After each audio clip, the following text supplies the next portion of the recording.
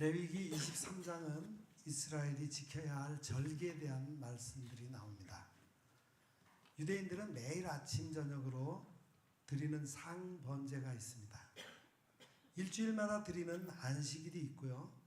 매월 첫째 날에 드리는 월삭이 있습니다. 그리고 매년마다 드리는 절기가 있어요. 우리가 함께 읽은 본문 말씀은 매년마다 지켜야 할 절기 중에서 특별히 맥추절에 관한 말씀입니다. 너희가 가나안 땅에 들어가서는 맥추절을 지켜야 한다는 말씀이죠. 지금 이스라엘은 애굽에서 나온 지 1년이 채 되지 않은 상황입니다. 앞으로 40년이 있어야 가나안 땅에 들어갈 거예요. 물론 그때는 그렇게 생각하지 않았지만 결국은 그렇게 되고 말았습니다. 그런데 하나님은 40년 후에 가나안 땅에 들어가서 해야 할 일들을 미리 말씀하고 계십니다. 그러기에 이 말씀은 이스라엘 백성의 미래에 대한 하나님의 확고한 보장이라고도 할 수 있습니다. 어떠한 일이 있어도 내가 너희를 가나안 땅까지 인도할 것이다.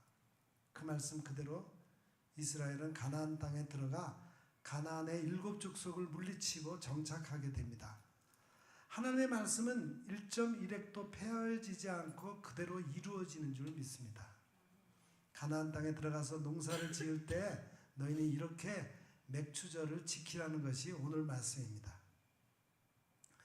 맥추절은 6월절부터 50일이 지난 다음에 지키는 절기인데 7주를 지났다고 해서 77절이라고 하고 50일째 지킨다고 해서 오순절이라고 부르기도 합니다. 맥추절은 보리와 밀을 수확하고 지키는 절기라는 점에서 이스라엘에게 있어서는 매우 중요한 절기였어요. 당시의 주업이 목축과 농사였기 때문입니다. 그래서 이스라엘은 이 맥추절을 애굽에서 구원받은 유월절과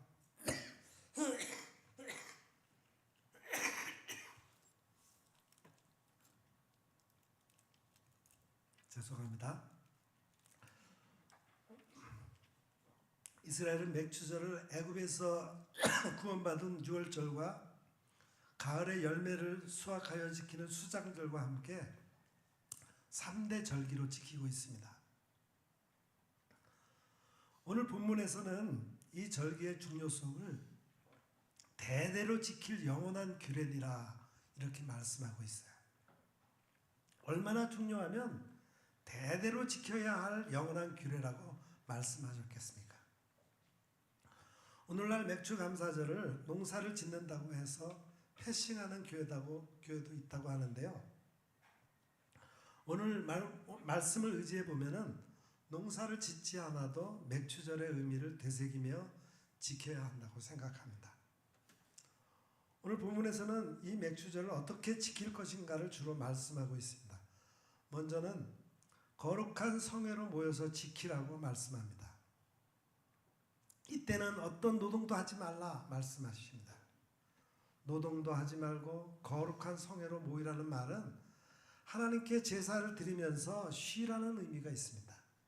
한마디로 맥추절을 지키는 가장 기본적이고 중요한 일은 하나님께 제사 드리는 거예요. 오늘날로 말하면 예배를 드리는 거죠. 그러면 어떤 예배, 어떤 제사를 드려야 할까요? 제일 먼저 드리는 제사는 새 소재의 제사입니다. 소재는 곡식으로 드리는 제사를 말하는데 새 소재라는 말은 그 해에 수확된 첫 곡식을 가지고 제사 드리라는 말입니다. 소재를 드릴 때 10분의 2 에바를 가지고 만든 떡 2덩이를 가져다가 여호와께 요제, 즉 흔들어서 제사를 드리는 것입니다. 여기에서 중요한 것은 새 소재를 드린다는 말입니다. 묵은 것이 아니라 새로 수확한 곡식을 가지고 제사를 드리는 것은 올해도 하나님께서 농사를 잘 되게 하셔서 이렇게 수확하게 하심을 감사한다는 뜻이에요. 수확을 하면서 제일 먼저 하나님께 감사드리는 것이 새 소재로 드리는 제사입니다. 무슨 일이든지 먼저 하나님의 은혜를 깨닫고 감사하는 것이 맥주 감사의 정신입니다. 새 소재로 감사를 드리면서 10분의 2 에바로 만든 떡을 요제로 드리는 백성은 하나님의 은혜를 깊이 생각하지 않았겠습니까? 애굽에서 종살이 하던 우리를 하나님의 기적적인 능력으로 구원하여 주시고 광야 40년의 생활 속에서 인도해 주신 은혜를 감사하지 않았겠습니까? 밭에 곡식을 뿌리면 다 수확하는 것도 아닌데 이렇게 수확하게 하신 것도 하나님의 은혜라고 생각하며 감사하지 않았겠어요? 사랑하는 성도 여러분, 오늘 맥주 감사주의를 지키면서 지나온 세월 동안 지키시고 인도하신 하나님의 은혜를 다시 한번 깨닫고 감사할 수 있기를 바랍니다. 감사하면 늘 떠오르는 찬양이 최근에는 은혜라는 찬양이 있죠. 이 찬양의 주제는 모든 것이 은혜라는 것입니다. 한마디 더 붙이면은 절대 당연한 것이 아니라 절대 은혜라는 말이에요. 우리는 때로 내가 이렇게 살아가는 것이 당연한 것 같이 생각하며 감사하지 못할 때가 많습니다. 당연한 것인데 다른 사람들도 다 이렇게 살아가는데 내가 특별히 감사할 이유가 어디 있느냐? 그러나 우리가 살아가는 삶은 절대 당연한 것이 아닙니다. 하나님의 은혜입니다.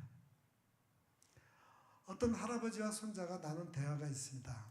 야외에 나가 손자와 놀아주며 맛있는 것도 먹고 즐겁게 시간을 보냈어요. 할아버지는 손자와 있는 게 너무 좋았고 손자에게는 무엇이든지 다 해주고 싶었습니다. 손자가 할아버지에게 이렇게 이야기를 시작합니다. 할아버지, 그래, 오늘 재밌었어요. 그래, 나도 즐거웠단다. 할아버지, 그래, 할아버지가 빨리 안 돌아가셨으면 좋겠어요. 오늘처럼 재밌는 시간을 많이 보내고 싶거든요. 아마 할아버지는 손자의 이 말 한마디면 충분했을 겁니다. 손자를 위해 모든 것을 다 주고 싶은 마음이 더 커졌을 것만 같습니다. 이처럼 사랑한다, 감사한다는 말은 들어도 좋은 말이에요. 우리가 하나님께 사랑을 고백하고 감사한다고 얘기하면 하나님도 너무 즐거워하시고 모든 것을 우리에게 선물로 주고 싶어 하지 않겠습니까? 하나님의 은혜를 깨닫고 감사하는 맥주 감사절이 될 수 있기를 바랍니다. 두 번째 드리는 제사는 번제 제사예요. 번제란 제물을 태워서 드리는 제사를 말하는데 그에 난 어린 양 7마리와 어린 수소 1마리와 순양 2마리를 번제로 드리는데 거기에 소제로 드렸던 떡과 전제 제물을 함께 드렸어요. 제물을 태워서 드리는 번제의 의미는 헌신의 의미가 담겨져 있습니다. 몸 전체를 태워서 제물을 드리는 것은 우리 몸 전부를 하나님 앞에 헌신한다 하는 의미가 있는 겁니다. 여호와께서 아브라함에게 내 아들 이삭을 번제로 드리라 했습니다. 이 말은 아브라함에게 있어서 아들 이삭보다 하나님이 더 소중하고 더 귀하고 하나님께 모든 것을 바칠 수 있다는 헌신을 요구한 겁니다. 정말 하나님이 사람의 제물을 받으시기 위해서 하신 말씀이 아니에요. 아브라함은 이삭을 번제로 드렸습니다. 번제단에 이삭을 묶고 뉘어놓고 칼을 들어 죽이려고 했다는 것은 실제로 드렸다는 말과 같습니다. 아브라함은 이 같은 일을 통해서 내게는 하나님이 가장 소중하고 하나님께 모든 것을 바칠 수 있다는 신앙을 고백했습니다. 그렇다면 맥주절에 왜 번제를 드리라고 했을까요? 맥주절에 번제를 드리라는 말은 하나님의 은혜와 사랑으로 연결됩니다. 이렇게 우리를 사랑하시는 하나님의 사랑을 생각하며 주님께 온전히 헌신하겠습니다. 주님만을 사랑하고 주님 한 분만으로 만족하겠습니다. 이 신앙 고백이 바로 맥주절에 드리는 번제입니다. 하나님의 크신 은혜와 사랑을 생각하면 우리는 번제를 드릴 수 있고 헌신을 다짐할 수 있습니다.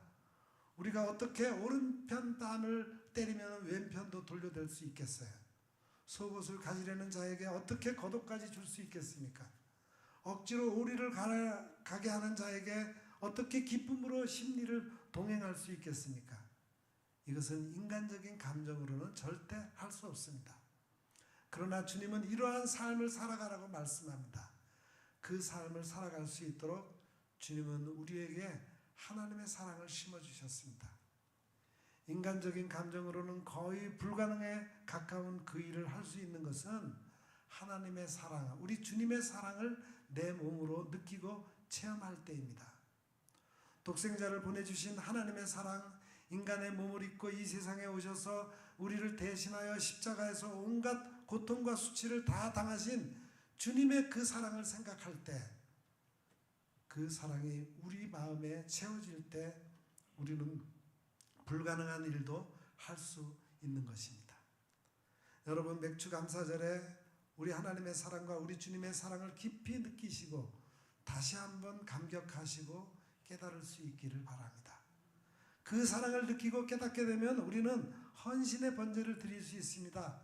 주님, 제가 주님만을 섬기고 주님 한 분만으로 만족하며 살겠습니다. 나의 전부이신 주님만을 생각하며 살겠습니다.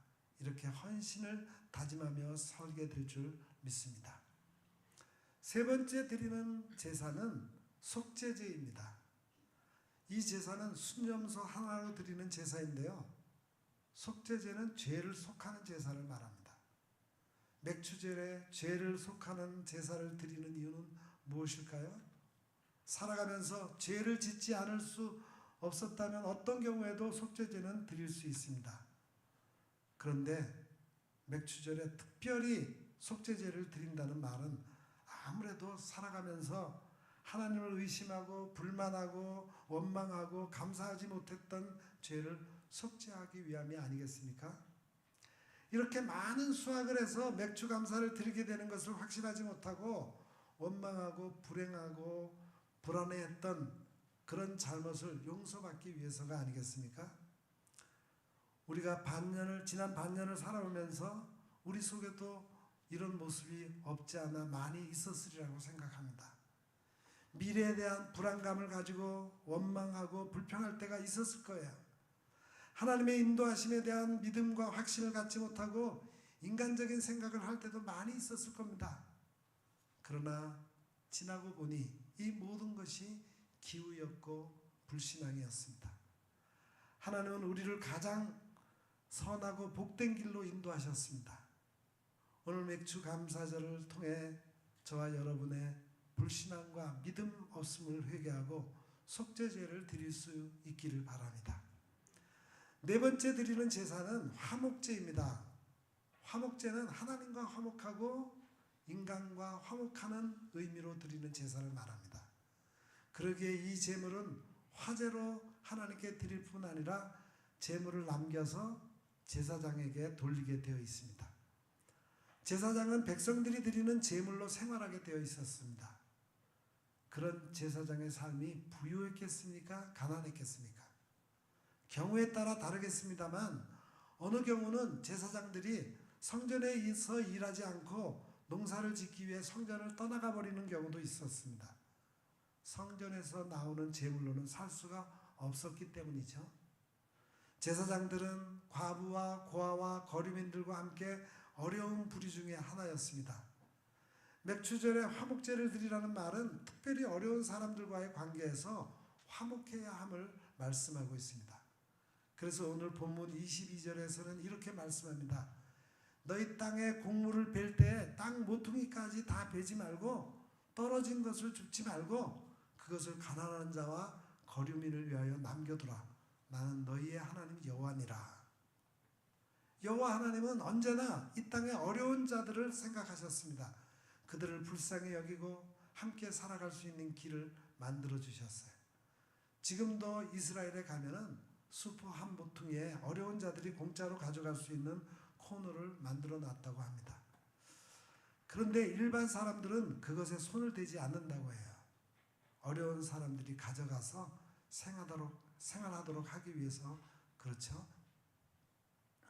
맥주절에 화목제를 드리라는 말씀은 어려운 자들을 생각하라는 하나님의 사랑의 권면입니다.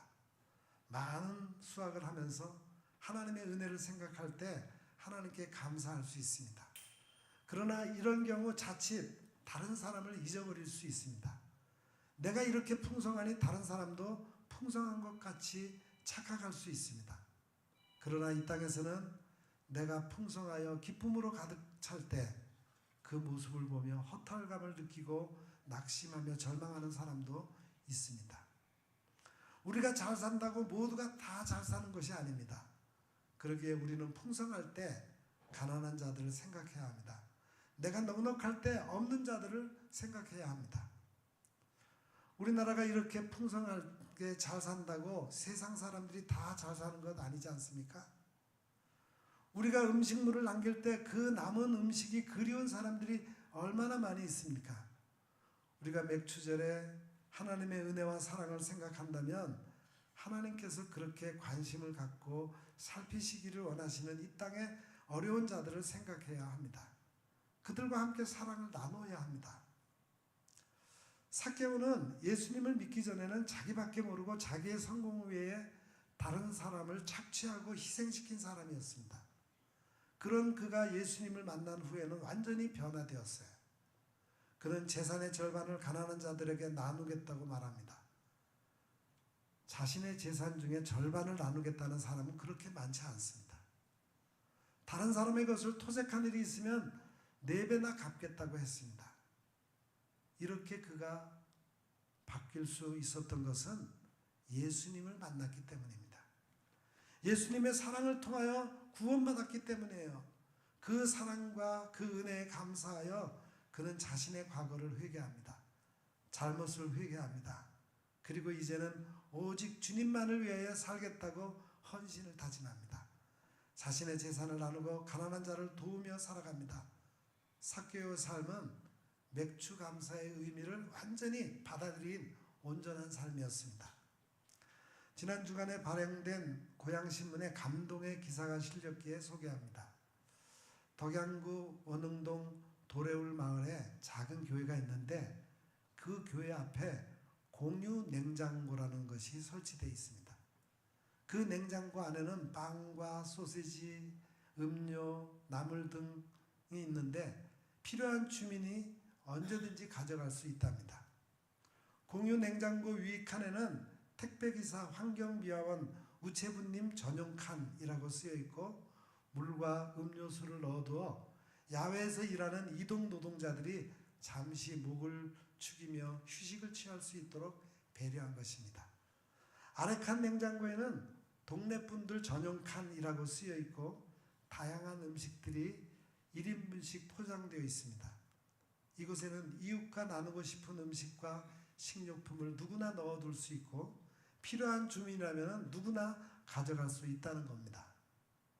그 공유 냉장고를 운영하는 분이 누군가 했더니 도래울 마을에 늘사랑 교회를 개척하고 있는 전병철 목사입니다. 이제 올여름 무더위가 시작되었는데 여러분에게 한 가지 제안을 하려고 합니다. 여러분의 집 앞에 박스를 놓고 그 안에 생수와 음료수를 넣어서 택배기사나 우편 배달원이 목을 축일 수 있도록 하면 좋겠습니다. 금년도 맥주감사절에 우리 모든 성도에게 소제와 번제와 속제제와 화목제의 축복이 함께 하시기를 간절히 바랍니다. 기도하겠습니다. 사랑의 하나님, 이 시간 우리가 맥주감사절을 어떻게 지킬 것인가에 대해 말씀을 들었습니다. 지나온 반년 동안 하나님의 은혜를 기억하며 감사하는 마음으로 새 소제를 드리게 하옵소서. 남은 반년도 우리 몸을 주님을 위해 드리겠다는 헌신의 마음으로 번제를 드리게 하옵소서. 그동안 우리 안에 남아있던 불신앙과 믿음 없음을 회개하고 속죄제를 드리게 하옵소서. 또 우리 주변의 어려운 이웃들을 생각하며 우리가 가진 것들을 저들과 함께 나누는 화목제를 드리게 하옵소서. 예수님의 이름으로 간절히 기도드립니다. 아멘.